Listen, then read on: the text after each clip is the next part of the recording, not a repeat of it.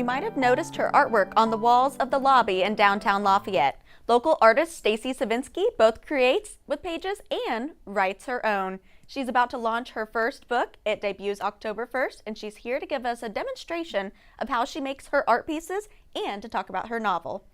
Yeah, thanks so much for having me. I'm really excited to talk about my physical art and the book.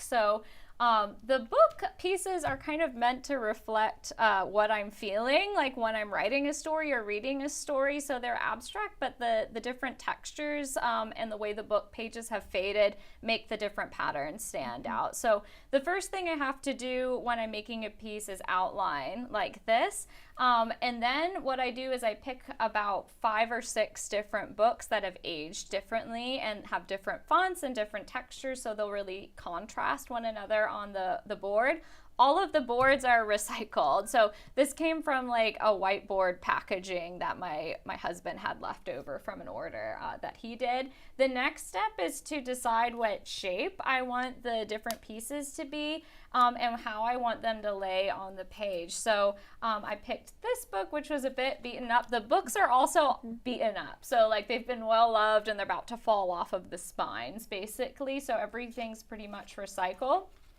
Then what I do is I make a template. So this is the template piece, and I will cut out a bunch of these little ones. These are just a few. Like each swirl will have probably 100 to 500 little pieces depending on how big I'm doing the piece. This is a mini piece. So the one that I did over the summer was 10 feet by 4. So I range in the sizes as well. But the next step is to just put a little hot glue. The gun is well loved, as you can tell, and then you just align it here. And the important thing is to just make sure all the indentations are aligned so that the pieces never lay flat and they're sticking up in different ways so that you do get that contrast between the different book pages and textures. Absolutely. Yes.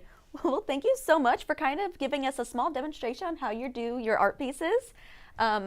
Let's talk about your book. Yes. So can you tell us what it's about? Yes, so it's about 3 witch sisters who run an enchanted tea shop in 19th century Chicago. And they learn that they've been cursed to separate before the end of the year. So they have to work together to try and break that. And in the process, they learn about who they are as individual people and what they really want from destiny. But it's a cozy fantasy, so it's meant to feel just like your first sip of pumpkin spice latte for autumn. So those are the vibes. That's amazing. What was your inspiration to create this? Yeah, so I got the idea when I went to New Orleans. I went to a fortune-telling tea shop called The Bottom of the Cup. Because I read tarot cards, so I was interested in other types of fortune-telling practices. And I learned about the history of the shop and got very interested in tea shops as popular spaces for women during the 19th century. And I just remember thinking like, oh, this shop would be so cool if they were witches and if it was enchanted. So that's how I got the idea for the book. That's awesome. Thank you so much. Coming out October 1st, you can catch her book just in time for spooky season. Catch her at her next event at Second Flight Books on October 11th at 6:30 p.m. For more information about Stacy, check out her Instagram here and her website where you can find her inspiration for her book, her art, and more.